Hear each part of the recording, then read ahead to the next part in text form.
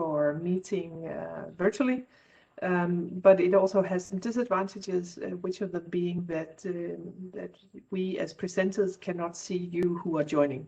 But we hope that you are with us in the chat and asking questions, because we are really looking forward to having a vivid debate and exchange around the first Bauhaus-focused virtual gathering in the Active House Alliance.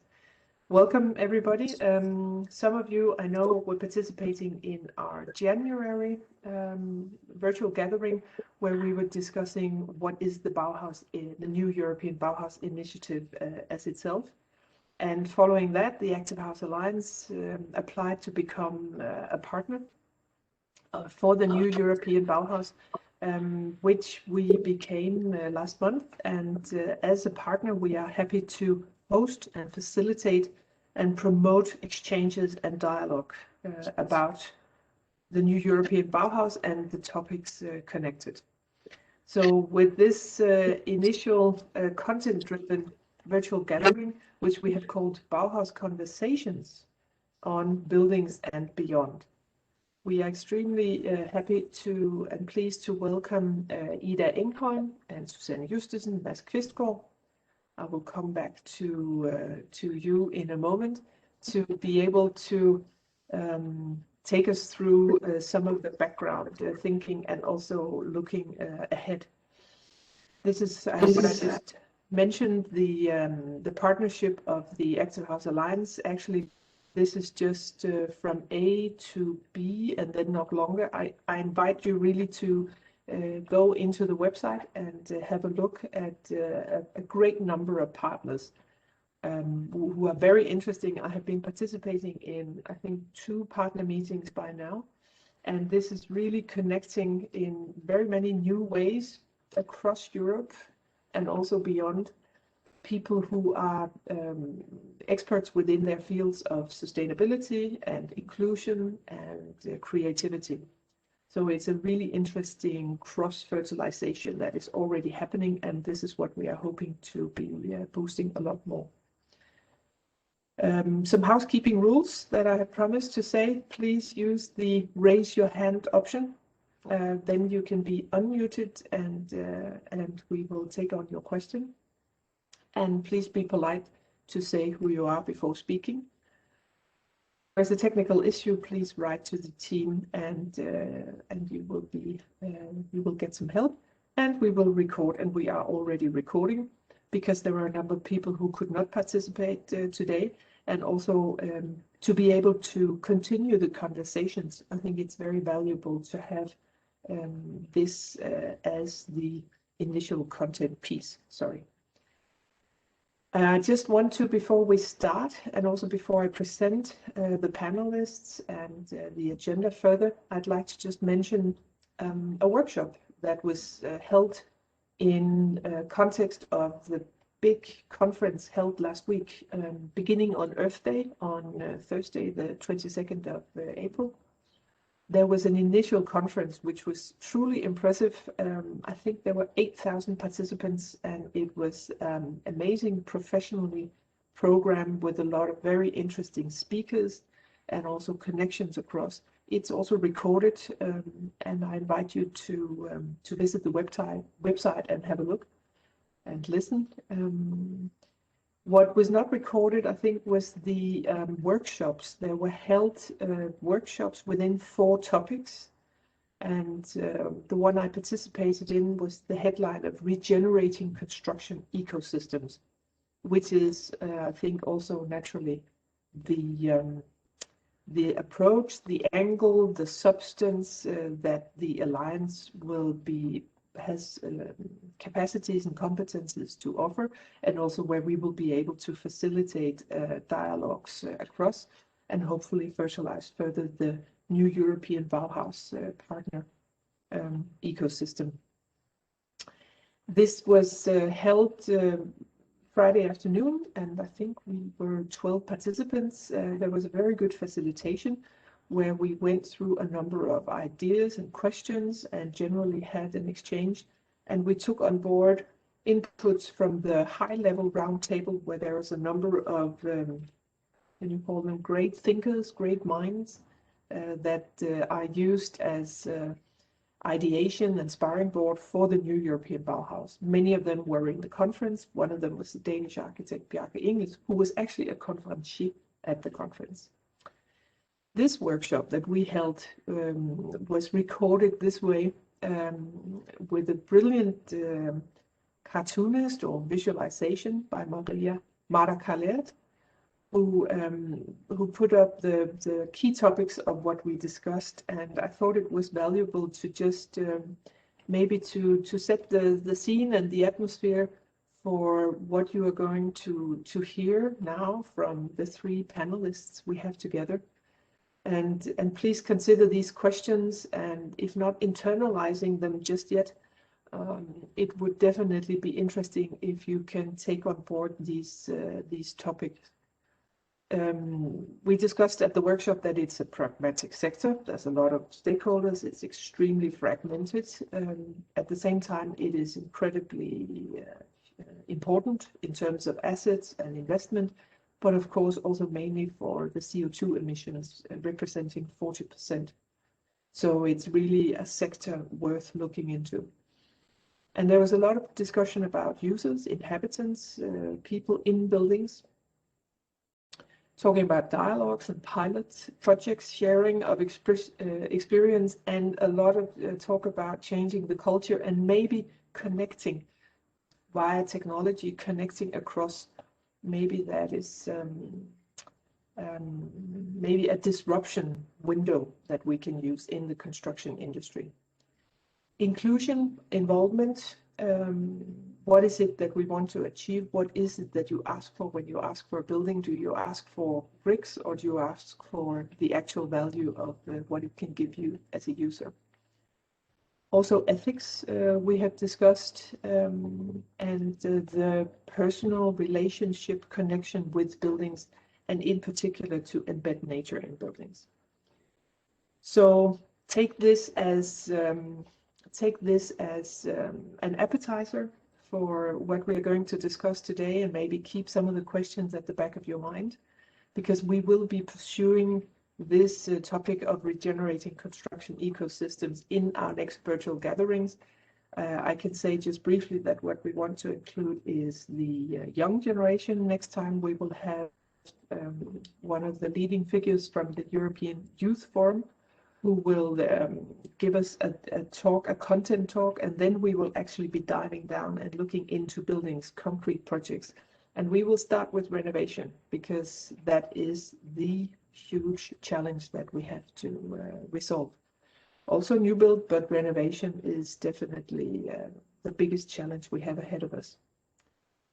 So with this in the back of your minds, and being ready for hearing from Ida Engholm, who's a professor at the Royal Danish Academy in Copenhagen, and I dare say that she is one of the greatest Bauhaus specialists that I have met and listened to. She is an excellent communicator, very knowledgeable and competent. So I could see no better suggestion for who to tell us more about the background of the Bauhaus thinkers. What were they thinking when they started the original Bauhaus movement 100 years ago?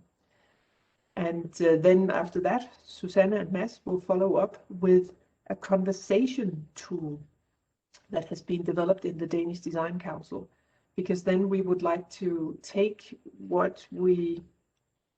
the inputs we have, the questions, the challenges that we have to resolve, and then we would like to actually, after their presentation of this, we would like to have a conversation with you now, today, and ongoing about how we can imagine and pursue the society that we think that we are sure we need to aim for and achieve together in community. So that is the contents of today. We may not need the full time that we have set aside, but it's not optimal to not have enough time. So we have set aside ample time also for discussion and for your questions and your involvement and inclusion. So, with this introduction, I think I would like to suggest that Ida, you take the stage and the microphone.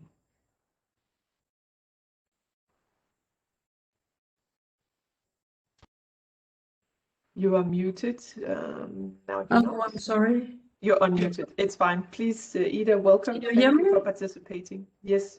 Thank Hello, you Ida. so much, Lone. Go ahead. I will just see if I can share my screen. I hope so. Share. Okay. It looks good. It's not full screen yet, but I Okay, think it's right. coming. Yes, I think it's Here working. it is. Perfect. Okay, thank you for inviting me. It's a pleasure to be here. I've called my presentation Bauhaus, Vision for a New Faith, and I will give some thoughts on why the Bauhaus School, from a design historical perspective, achieved the global impact it did. And besides that, I will also reflect a bit on what a similarly radical agenda for design might look like today. And by that, hopefully offer some input for the ongoing conversation about this new interesting green Bauhaus agenda. For the next around 20 minutes, I will be focusing on these three main points: Bauhaus Biography, Bauhaus as an institutional forum for design, and Bauhaus as a possible metaphor for a new development platform for design, architecture, and innovation in Europe. Regarding the biographical facts that most of you might already know, the Bauhaus School was founded in 1919 in Weimar and closed by the Nazis in 1933, and thus only existed for 14 years, and with only 1,250 students graduating. The changes in the geographical location of the school, and not least its management, led to several shifts along the way in terms of institutional focus. The development of the school was mainly shaped by these three men and the different goals they set for Bauhaus. As the founding director, Walter Gropius formulated the famous Bauhaus Manifesto. As you could see from the previous slide, Bauhaus was founded in a merger of Weimar's art school and its School of Arts and Crafts, which also had a department of architecture. For the opening, Gropius wrote an essay in which he said that with Bauhaus he wanted to break down the arrogant barriers between the fine arts and the applied arts. Instead, his declared aim was to unite all forms of art around a common goal of creating specific models for the new society that was developing at the time in Germany and in the rest of Europe.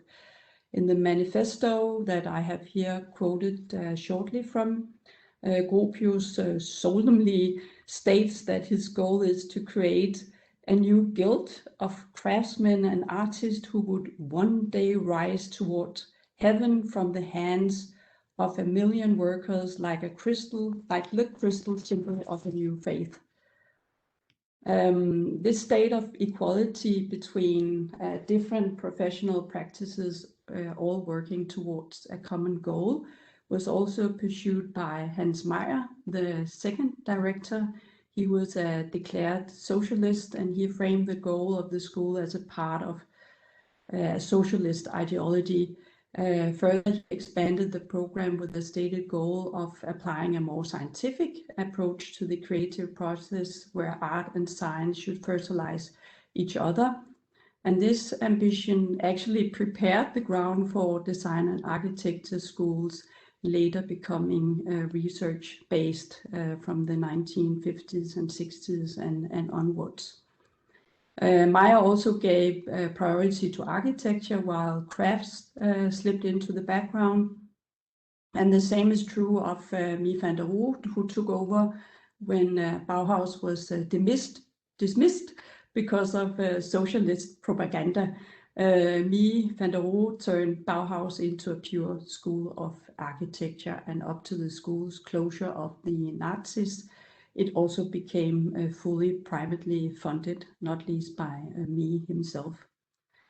There are many reasons why Bauhaus became as influential as it did. I will here just take a short look at some of the reasons that have been discussed in the design historical writing. One important reason is that Bauhaus, more than any other school in the world, brought together the absolute elite within the fields of architecture, art and design at the time. Virtually all the teachers later were portrayed in biographies based on their independent practice. So Bauhaus brought together the cream of the crop, you could say, in one place, and that is the main reason, I think, why the school became such an epicenter. Today we might call it a super hub of artistic and creative expression. And with the new green Bauhaus aspirations, I think it could be obvious to pursue similar environments for highly creative sharing across Europe. Another reason is the school's unique educational system that brought together the former divided disciplines of art, design, and architecture around common tasks and experiments. Today, we would describe this as an transdisciplinary approach. That is when we bring different disciplines together to solve common challenges. And this is an approach I think we definitely need more of today with the challenges we are facing right now. In the first educational program of the school illustrated in this circle plan, we have the basic course, which dealt with material form and color. And this was followed by the workshop courses where students could specialize in various materials and genres. And finally, in the middle of the circle, building as the final and highest step of the program, where all the disciplines, the different disciplines were integrated. Today, totally, the program was 3.5 years of studying, and that is almost similar to a bachelor degree today. Another third key reason for Bauhaus' strong identity is that the school had a very clear political, ideological vision. It was formulated both in the manifesto we heard before, and clearly also mirrored in all other activities of the institution.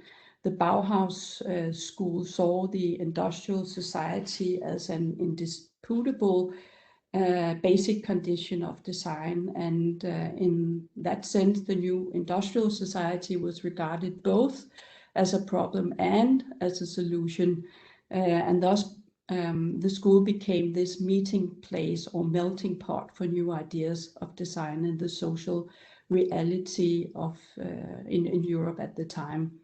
The vision to a high degree built on a social indignation, and this was not least manifested in the goal of creating good and healthy housing for the working class, and with many specific prototypes for that.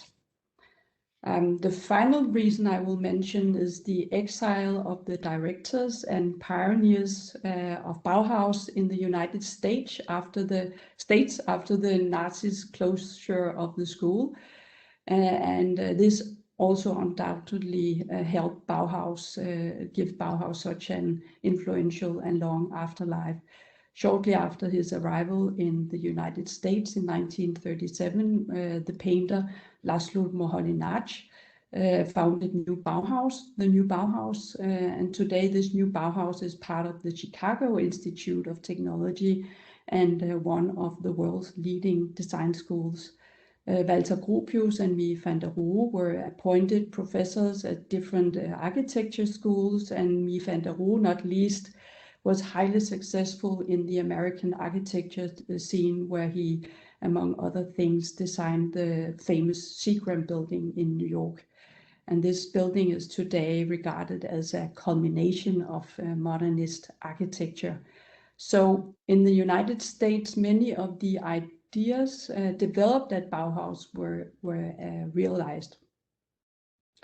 I could, of course, mention several other points, but we don't have time for that today, unfortunately.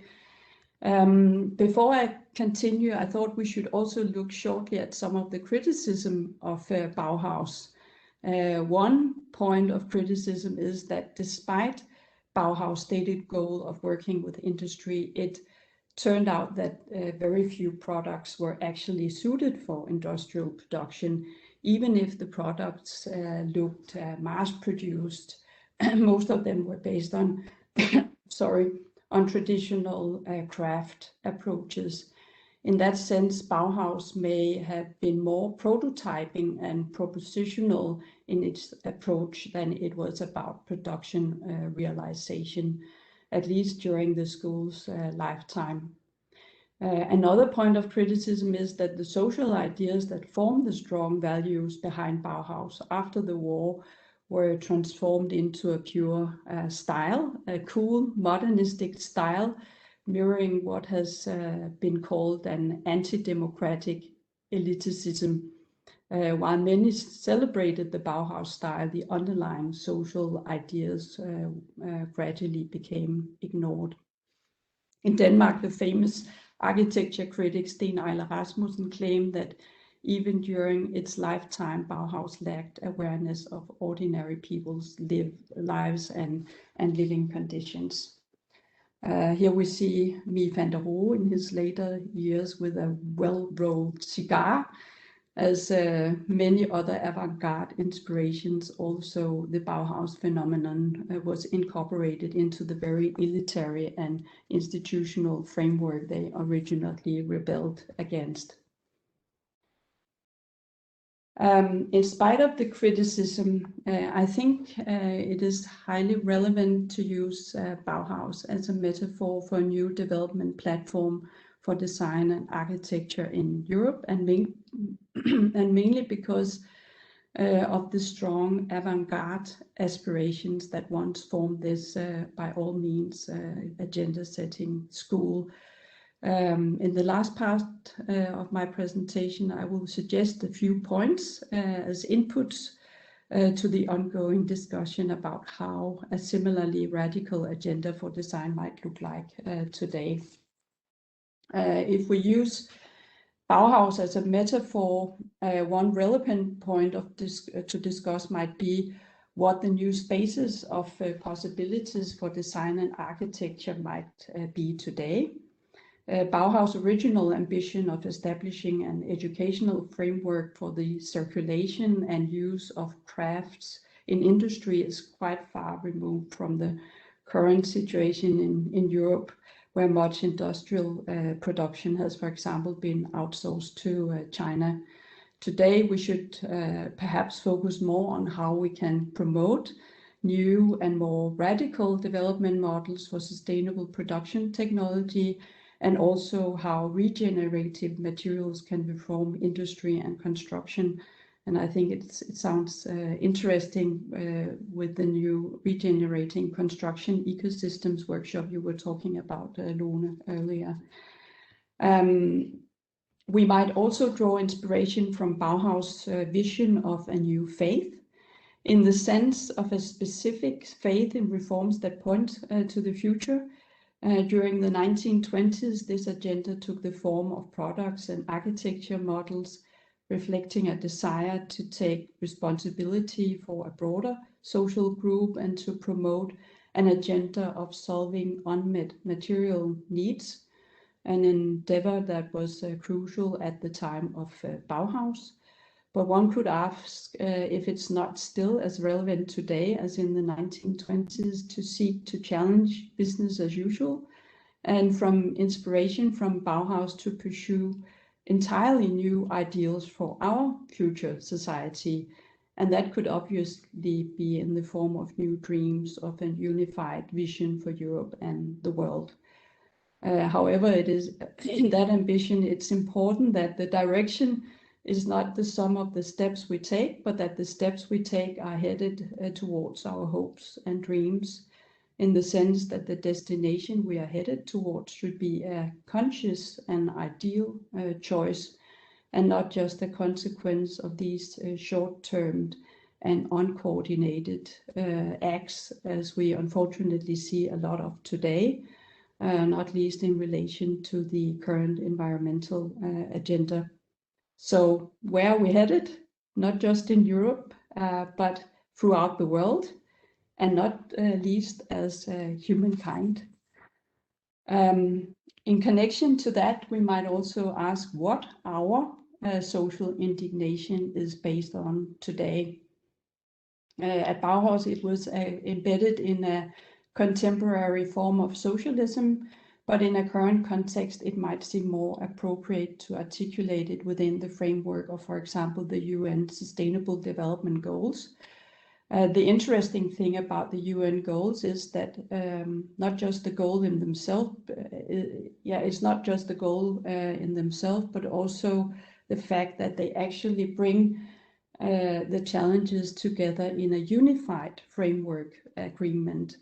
And this brings their mutual interactions and challenges into focus. And this reflects a rather different mindset based on considerations about part and whole than the one we saw during the Bauhaus era. Today, it's crucial that we approach challenges on a planetary level. The UN Sustainable Goals are also related to the next point, that it might be interesting to discuss who are we designing for in the light of the global connectedness that is implied in the UN goals, and which is clearly also demonstrated right now by the challenges of the global COVID-19 pandemic. And that is that we cannot address visions for Europe without also seeing Europe as part of the world. And from the fact of that, we might ask whether Europe should be an exceptional entity, a Europe that closes its borders and is currently, for example, also closing its eyes to what is happening in Russia or China. Or should we be a Europe that stands up for our own values and see them in the context of the world at large, based on the notion that the better the world does, the better Europe does? The second last point that might be interesting to discuss, what are we actually believing in today? Not in the sense of ideology or politics, but in terms of deeper values and worldviews. Ever since the Industrial Revolution and reinforced by the industrial development, we have widely applied a dualist mindset that distinguishes sharply between humanity and nature. According to Professor Jedediah Purdy, who is one of the important thinkers within the current critical field of environmental politics, he says, and I quote here, "Today, the main barrier between humankind and nature is that we are neither willing nor able to put ourselves in nature's place." Currently, we sometimes speak of the Anthropocene, a term that describes that humankind has in itself become a force of nature, like meteor strikes or tectonic shifts. In one sense, we have, as a species, conquered the globe, but the climate crisis and all the other crises that are caused by our activities also demonstrate that we cannot see humankind and nature as separate entities. We are deeply connected or entangled, to use a common term from the notion of the Anthropocene. The reason why it is so difficult to speak about the current climate change might be that it is humanity itself, it is us that have to change. A final point, at Bauhaus, art was considered the very heart of society. Unfortunately, art is marginalized under the rational paradigms that has for many years now been prioritized everywhere in the world. In education policy, This view is reflected among other places in the STEM agenda, which prioritizes educational programs with a focus on science, technology, engineering, and mathematics, the four initials that make up the STEM acronym. Here the arts are not even mentioned. It is obvious that we should pursue to integrate art with the technical fields of STEM as we could call it a new STEAM agenda. Not least in connection to that, it's interesting to see how Bauhaus treated the inherent creativity of art and design as the very core of its vision for a modern society. And from that point of view, just consider the global and long-lasting impact of the school. In a final comment, we might remember Winston Churchill. Allegedly, he was, when he was encouraged to cut funding for the arts during World War II, he famously should have replied, "Then what would we be fighting for?" In my opinion, New Green Bauhaus should focus on how we can return art to a central position in society in the sense of showing care of how things and settings are produced and what they are like to use and to live in, both for people and for all the other earthlings we share the planet with. So thank you. Thank you very much, Ida, for an excellent presentation, a tour de force of what were they thinking at Bauhaus, and maybe also getting a little bit more behind the thoughts and the mindset and in particular the mind of departure, and then what did it actually turn into, and for giving us the Churchill inspiration on what are we fighting for here. It seems it could be full steam ahead. Maybe that would be one possible conclusion. The Active House Alliance is in a good position to contribute with a lot of the arts and the architecture and the active. We are about 55 participants here in the gathering right now. I would like to say to the participants that if you have a specific question to Ida Engholm, you're welcome to raise your hand or write it in the chat, and we can look into that. I think it is not the case, which I would then invite you to please consider your questions and save them for our discussion afterwards, because then I would suggest that we go directly continuing to the Bauhaus Conversations, because putting up your excellent questions and maybe also provoking Ida, which is what we need to think differently, and we need to think differently to advance towards resolving the climate challenge and crisis. So we need a way to discuss this. And this is what you, Susanne and Mads, have been working on, a methodology or a conversation starter. So please, I would like to ask you to take the scene and present how you see it and what are your experiences so far. Go ahead. Thank you. Let me just get this into full screen. You can see your screen, and it's going into full screen. So you can see the full screen now? Yes, we can. Please, Susanne, and Mads, go ahead. Thank you. Thank you. Thank you, Ida, for a great introduction. I try to follow on that with showing one of the ways in which we've been working towards finding a way to open up these very big and important topics, and maybe pursue this agenda of, so what are we fighting for by inviting as many people as we possibly can into the conversation, and that way sort of trying to avoid it to become too elitist. But maybe we should start by just quickly introducing who we are. Mads, will you take the Yes. stage. Well, first of all, I'm super excited to be here. Thank you much for the invitation, and of course also Ida. You know, sometimes on a Monday morning, you don't feel like revolutionizing the world, but when you're reminded of the past and the great men and women, you can get fired up. And I think it's this referring back to almost eternal energies and aspirations that is also being collected when we meet here today. And the tool that we'll talk about later is sometimes it's a reminder of the fire or the faith that you talk about. And I think sometimes when we're just individuals, it's difficult to believe that we can change. But being together, of course, we share the energy and we can build it. Anyway, so we are today talking on behalf of the Danish Design Council, which is representing around 65 people who in one way or another have deserved to be part of this council. They're designers and thinkers and educators. Yes. Should I just briefly introduce you, Susanne? Is that how we should do it?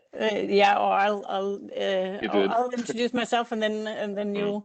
I've been a member of the Danish Design Council since 2017. I'm not a designer myself, but I've been sort of making an effort out of promoting the importance of diversity in design and innovation. And I've been sort of fronting the Bauhaus Conversation projects together with Mads. And usually I work as an independent sort of innovation advisor.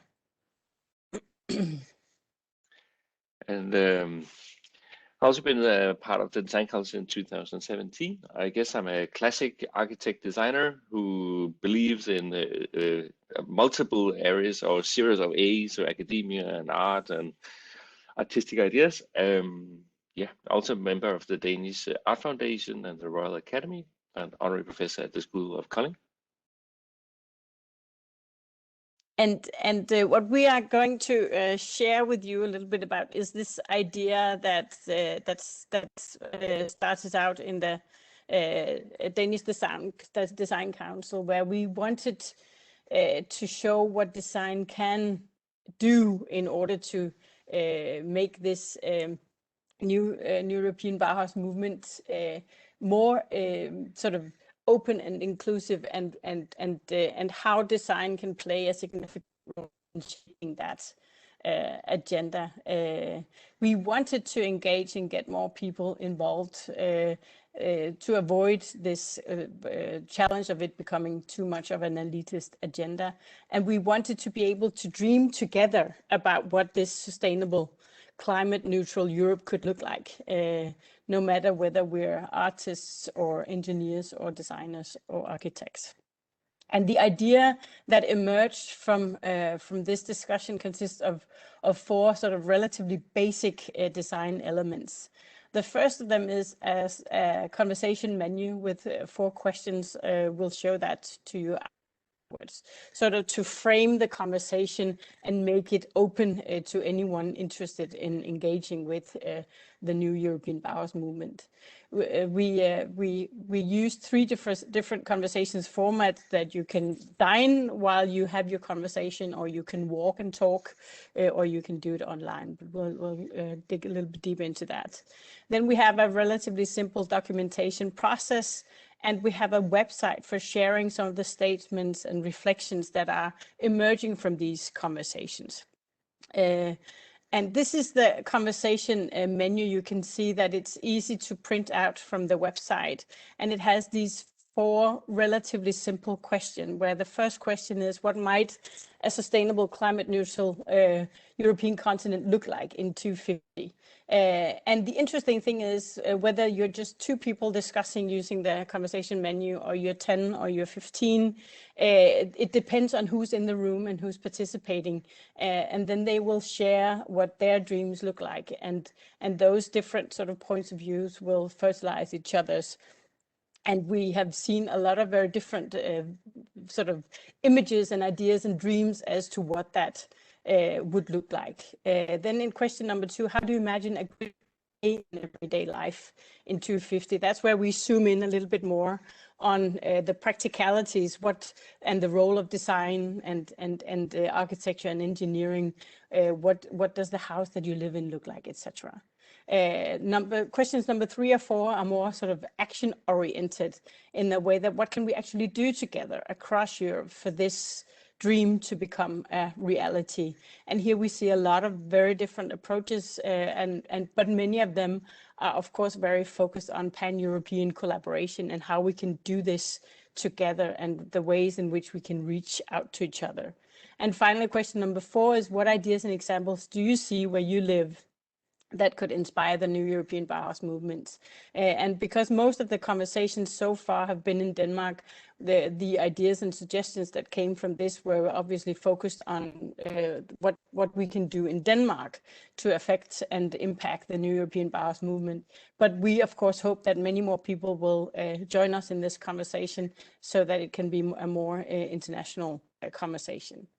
We have, as I mentioned, 3 different conversation formats. There's one format where you print out the conversation menu and you go for a walk and you talk with 2 to 3 people during your about these 4 questions, and then you catch up at the end. The dinner conversation, of course, we've been limited somewhat by Corona, so the dinner parties have been somewhat smaller than we were originally hoping, because the dinner conversation would usually be possible for 6 to 10 people. And finally, of course, what we saw the most were virtual and what we called Vinjes conversations, where we encourage people to do them maybe later during the day and with a glass of wine via Zoom to a conversation about these 4 questions. And then the host that is invited to sort of invite people and facilitate the conversations, they are kindly asked afterwards to submit some of the most important quotes and statements from the conversations, along with names and titles, so that we can show who was involved in the conversation so far, and get maybe a quote or statement from each participant, and maybe share a picture or a selfie from the conversation and some of the reflections and fragments and ideas that emerged in the conversation. And one of the quotes about what is the Europe that you imagine by 250 is that Europe's internal borders will have almost disappeared and small cities will have replaced the nation states, etc. So a lot of very different ideas, mostly from a Danish context, but hopefully we can expand more on that. And then, based on the conversations that have emerged, different articles are being written. One article is being created around each of the questions, as you can see here. What do you think? Then we have different themes emerging. That you can have a look at the website and see, and these articles will be sort of evolving in the process. And then we have a website for sharing and inspiration, and I think Mads, you will be sharing that with us here. Yes.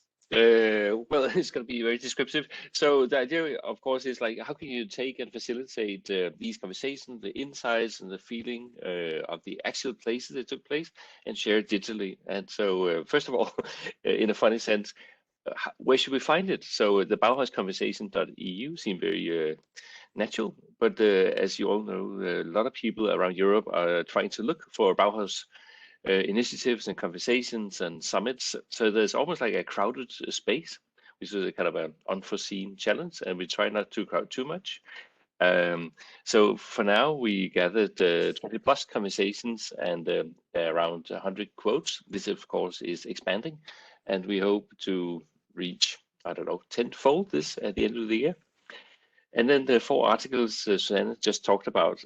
Personally, I find this super interesting, because the first part is like sound bites. This is something that's easy to share on social media and get people excited. But it's actually the articles that kind of does a deeper dive and maybe helps them think longer. And this is also where you meet the ideas that are kind of personal and maybe quirky sometimes, because it seems to be a tendency between having an overall vocabulary about how to reach the goal for 2050, which sometimes is difficult to feel. But when you have the personal conversation and the quotes, it's much easier actually to get involved. And so the last part is we have a standing invitation for more Europeans to join, of course, and actually the world. This is our vision. It doesn't need to be a only European project. And together here for us, this on behalf of the Design Council, Susanne and I, that we hope to basically turn this into a movement to ignite people.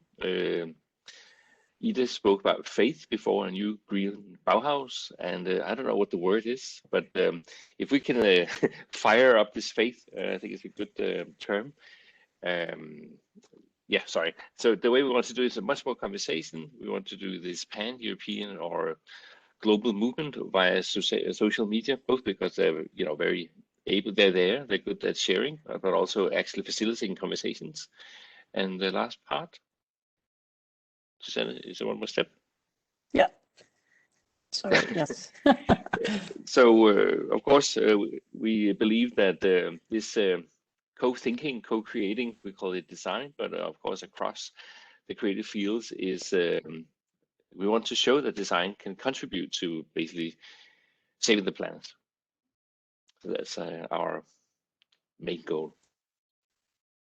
I think that's for now, this short presentation, as you said, Lone, maybe we are, I don't know, too short or too long, but we want to invite you to join the Bauhaus conversation. This link is both in English and Danish, if you feel like it. And yeah, maybe there's some questions. And you can, if you want to, we would of course encourage you to, or invite you to become a host yourself. You can go to the website, download the conversation menu, invite some people to join you, and you will find instructions and inspiration as to how you can invite people for a walk and talk or a dinner. There are no dinner menus, but how you may over a dinner with friends also engage in a conversation about these four topics, and I can promise you some of us have become more addicted to having these conversation menus, because it really ignites for some really interesting conversations and sharings of dreams and visions for the Europe that we can all create and share together. Indeed. Thank you very much, Mads and Susanne. And you're right, it is incredibly inspiring. I have had the opportunity to test the conversation menu and have done a couple of sessions. And it was, even if it was people that I knew well and vice versa, we managed to lift some rocks. Actually, we found a very nice rock that is now with me called the Baustein, because it was a very beautiful block, looking a little bit like the Bauhaus profile. Maybe some of you know this classic Bauhaus face profile. So we think that we need to find some stones for the foundation of the society that we want to head towards, and discussing what is that and how can we contribute between us is indeed very inspiring. And I think this tool has already proven that it's working well, and in the also beautiful design that you have created, for which I have heard a lot of applause.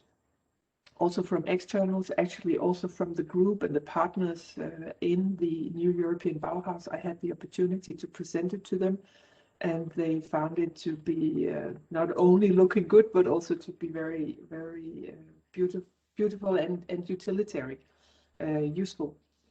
So what we as a partner in the Active House Alliance will do is that we will shape the next virtual gatherings that we have as conversations, using the questions, taking examples, and using this as a way of discussing what we are fighting for, with a quote from Ida's presentation.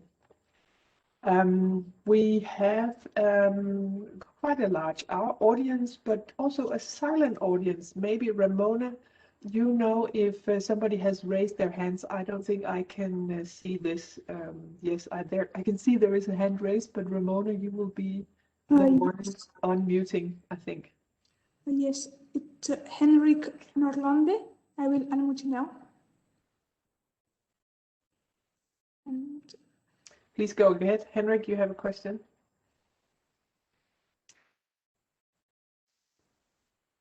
No, then there is Claire Johnson who has raised a hand. Hi, can you hear me? Yes, yes, please go ahead, Claire. Hi, I'm a student from the Royal Danish Academy. I'm in the Strategic Design and Entrepreneurship program, and I was wondering if you had any ideas about how to bring these conversations into the schools, both university but younger schools as well. That'll be a question for you, Mads or Susanne. We talked about there are so many ways in which, because it is relatively simple, that it could be used both in sort of primary schools. I think the movement would benefit tremendously from hearing the voices of both the young, from children, because they can easily answer and talk about these questions, but definitely in universities and all the sort of educational system, we would love to find ways in which to introduce them into different educational settings, because I think we need this conversation to be everywhere in order for so many different viewpoints as possible and to create this movement. Mads, do you have any? No, it's just that I agree, and also that you're already included from the Royal Academy. But of course, we're looking for partners like Active House and the Academy to find some people who can facilitate these conversations and maybe versionize them for if it's a younger audience or a certain topic.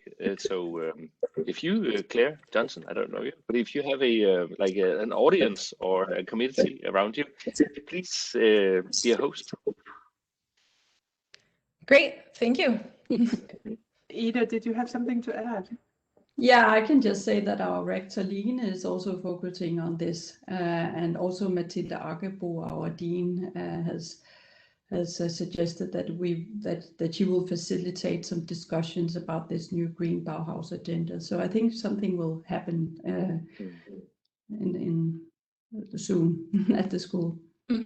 I myself am hosting a webinar at the end of May, in which I'll present my project, A Renovation Wave for Denmark, which looks at renovation in residential houses, small scale, and it's being funded by the Landowners Investment Fund. So I invite you all to participate in that on May 27th. That sounds great. Please invite us. Yes. Thank you, Claire. If you could share with us the link, we would like to extend the invitation, and actually that will be the day after the next virtual gathering, which we will hold on the 26th of May. And, wonderful. It will be going out on the school's social media profiles in the next week, and I'll be sure to send it along.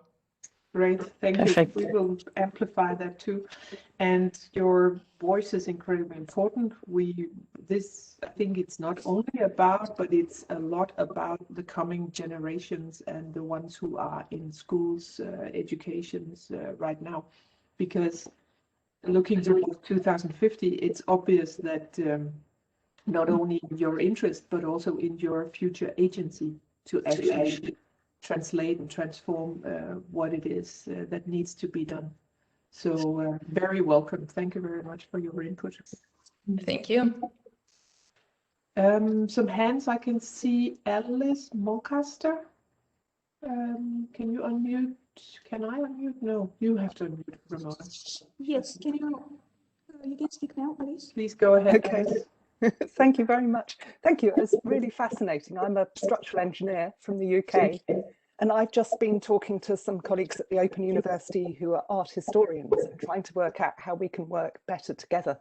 And I think this just gives us a wonderful framework to start to think about how engineers and architects, who I also work with, and art historians and artists can work together to create a sustainable future. So I think we'll definitely try one of the conversations and see if that gives us a nice launching point for something bigger. So really sorry, it was just a comment rather than a question. Thank you. Thank you very much, Alice. That sounds exciting, and we would be anxious to see what comes out of it. And I think Susanne has stressed it, but please do use the tool and take the the headlines, the conclusions, and type them in. We see this as an active and interactive tool, obviously, which we shape together. Thank you. There is a comment or a question in the chat. Oh, that's a long one. From Christophe Barthelin. Is New European Bauhaus a revival of original Bauhaus foundation, cultural craftsmanship, industrial design, modern architecture questions? In 2021, with COVID-19, there's a shift in conscious considering the just and safe space for humanity. New European Green Deal target for 2030 is 55% of CO2 energy. And the consumption needs to make a step beside considering commercial central industry approach. Systemic change of offers and habits needs a shift to decentralized peer-to-peer learn and do in cooperation process. A transformational process that starts with a shared site on a new generation of existing accessible solutions with a new storytelling and co-experimentation mechanism, making the connection with neighborhood villages in transition with 3 generations. Thank you, Christoph. That is, I'm not sure. Yes, you have a question. Is it a revival? Maybe we can just focus on your initial question. Your comments are really great also. But Ida, if I could ask you, is it a revival? How do you see the connection of the Bauhaus point of departure from less ornamentation and less wrapping and more functionally based design, going towards industrial design, maybe not doing it in the 20s, but isn't that what it has emerged into? And what is the industrial approach? Is it a continuation, or is it more like a disruption of the approach? Is it in the 4th industrial wave? Do you have a viewpoint on this?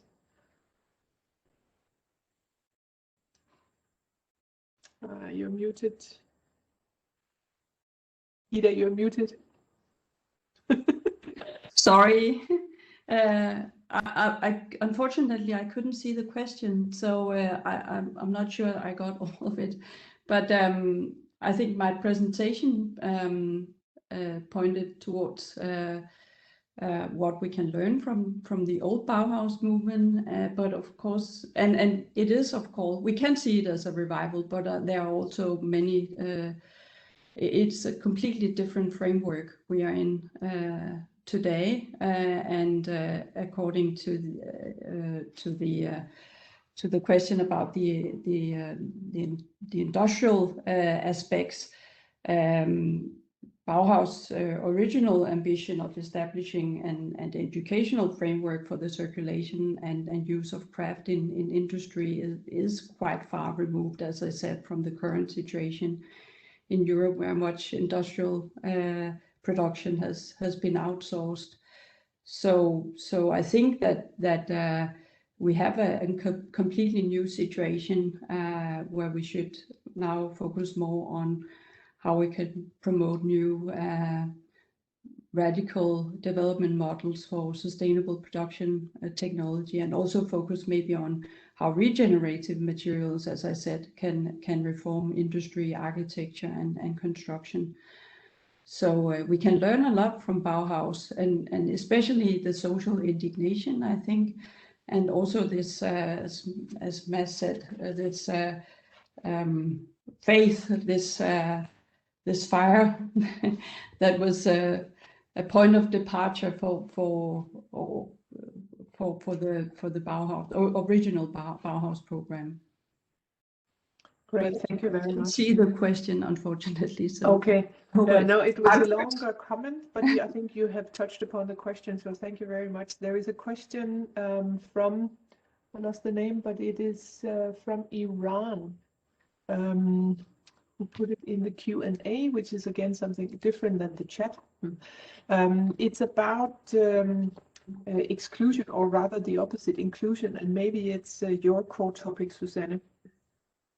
How can this approach or way of thinking, how can that secure that we do not exclude maybe also vulnerable groups in the society, or people who are not necessarily belonging to a mainstream.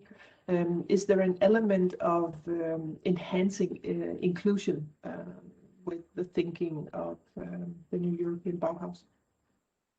Well, I think one of that was definitely sort of on the outset, one of the things that attracted me very, the whole new European Bauhaus approach, that there was this sort of focus on avoiding it to become too elitist, and thus focused on how to make it inclusive. But of course, it's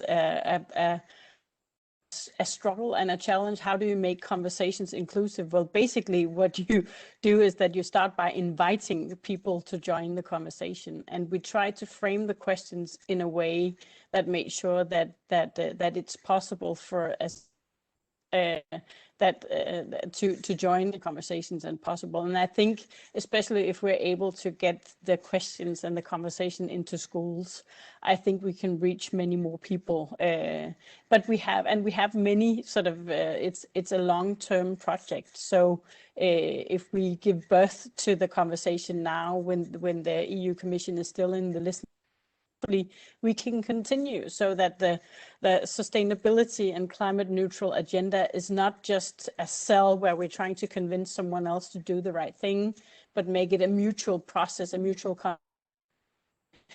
different ways in which we can do this, so that we're not preaching, but we are listening, and we are engaging in sort of inclusive conversations about what each of us dream about, what is the vision we each have for Europe in 2050, and how do we each envision the best way in which to get there. So I think a conversation is one of the most inclusive ways in which we can approach this, but of course we need to make sure that as many people are invited into the conversation as possible. Great, thank you very much. That is a very good comment on the inclusion, which I think I hear it as one of the important legs that the new European Bauhaus movement will have to stand on, but maybe also the one where it is the most open, and where it is the listening phase, which is going on now and then until summer, is very important on how can we do this. And I think your comment about not preaching, but exchanging and talking about this is because otherwise we will have a lot of people riding hobby horses that they already had before, and bringing into this and seeing it as a race, which I personally don't think it is. Matt, I think there's a question that you can answer. It's maybe not totally core to the Bauhaus Conversations, but knowing you and the number of aspects that you work with, because there is a question from Mexico, and it's about hemp. What about hemp? What are your thoughts about this plant and its infinite possibilities? And I know you work also as a designer, Mads. So maybe you have had the chance to be acquainted with hemp as a material. I have to be totally honest. I don't. I have. I wouldn't be able to answer that question. Sorry. Yeah. It's okay. It's fine. I just thought you might have one. So if anyone out there has experiences with hemp, Ricardo Ortiz is happy to hear it. There's a question from UK. If they are excluded due to Brexit. That's a good question, Derek Taylor. Thank you for that. In terms of Active House Alliance, definitely not. We are not looking at borders, and I don't think the new European Bauhaus movement does either. I know that there's also eventually the idea to go global, and if you look at the high-level round table that has been composed, it also has representative from all, not all nationalities, but I think also it doesn't look into borders. It's a global movement.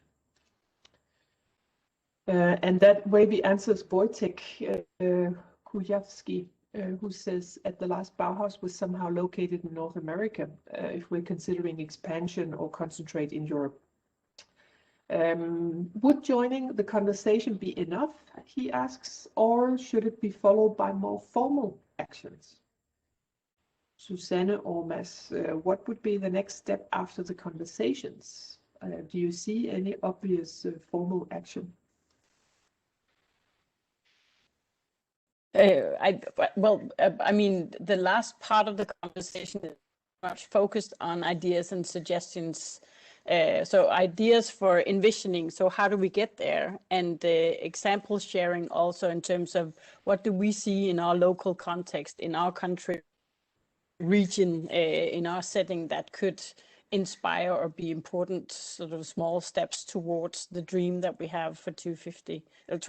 So the next step, of course, is to to make some of these ideas happen, but so that comes after the listening and the sharing. But our purpose with this is mostly to involve and listen and share the different perspectives on each of the questions. And I think someone else is more focused on bringing it to fruition. And I see there's a lot of very strong focus on that everywhere in Europe, that we need to make things happen quickly. We are not in that much of a hurry. We are in a hurry to listen and involve and engage more people before taking action. But can I just also, if you go through the site, already you see ideas. And so I think the wonderful thing about starting out with the intention of listening, maybe you'll start having conversation and you might even co-create something. And as soon as you've done something together, you feel much more attached to it. So, you know, there's a famous quote, you know, the best way to predict the future is to make it. And so looking at the site, I just previous to this talk, there's two ideas. Maybe they're silly, maybe they're funny, maybe not. And one of them is the idea of a twin city project. So you always have a twin city or a different part that you exchange with, just to learn, but also to see and mirror yourself. And so this was within a European context, but that would be obvious with the American context. The other one was like there was a boat, so like this Bauhaus boat that could sail around Europe to basically to collect people and ideas and share it. But that could be a global boat. I was just saying that I think it'd be wonderful to share the ideas there that could actually facilitate our conversations, but also create. And I think as some designers, I think the real value is in the exchange, creating. It doesn't need to be an object, of course, but there's some sort of service or idea or the fruition. And personally, I think it's as Ida also referred to, is the faith that we can see and believe that we can change something. And I think this is the real question, basically. So how can we somehow show that image or tell that image? And I think we're doing the right thing now, but I think that's the ultimate challenge in a sense. Thank you. Sorry. Thank you very much. Can I add another thing? Because one of the things that I personally experienced from having these conversations during times of COVID, where sort of we tend to get a little bit more short-sighted in many ways, it was really have the ability to talk about what comes sort of in the distance. And I think that's an important thing in and of itself, to be able to dream together, especially if we do so with people that have completely different perspectives from ourselves. So that the biggest value of the conversation, of course, is when you're not just having it with other people that have the same background, but when you get a chance to share dreams and thoughts and ideas with people that come from a completely different background than yourself. Great, exactly. And talking about different backgrounds, I can see from the comments and the inputs in the chat that you are definitely global, true global. And Shoshi Chong, a Peruvian architect based in Dublin, is posing a question, which I think will be leading to the next session. So it will also be the final comment, rounding off. Shoshi is saying, how is it possible to introduce architecture or vernacular materials in the renovation, regeneration of city centers? In this sense, how can the regeneration and renovation of cities help with social housing from the beginning? Thank you for a really good question, Shoshi, and we will focus on this, and I hope you will join us on 26th of May, because I think I would like to suggest that in a true conversation mode or mindset, we will take your question onwards and pose that as the overall question for our session 2, where we will have, as I mentioned earlier, the European Youth Forum pitching in as partners, and then we will focus on actual projects showing examples, because pilots and exemplary projects is a very strong, like you say, Mads, show the image, and if we should be able to dream together, we have to also be specific and concrete. And we will look at exactly a project which is a social housing that has been regenerated. It's actually placed in Brussels. We will be focusing on this as a project, and then on the next generation perspective. And with this, I would like to thank the panelists, Ida, Mads, Susanne, for taking part.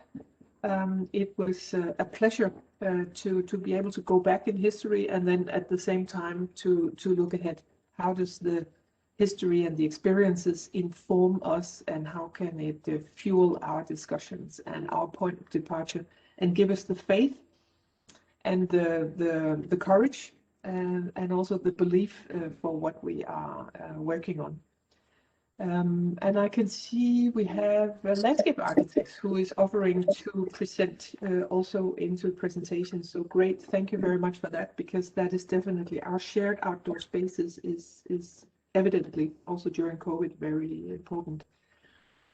I would also like to thank Ramona Misenescu from the Secretariat for setting it all up and making it happen, and for inviting people. You have certainly been able to reach all parts of the globe, so that is really good to see.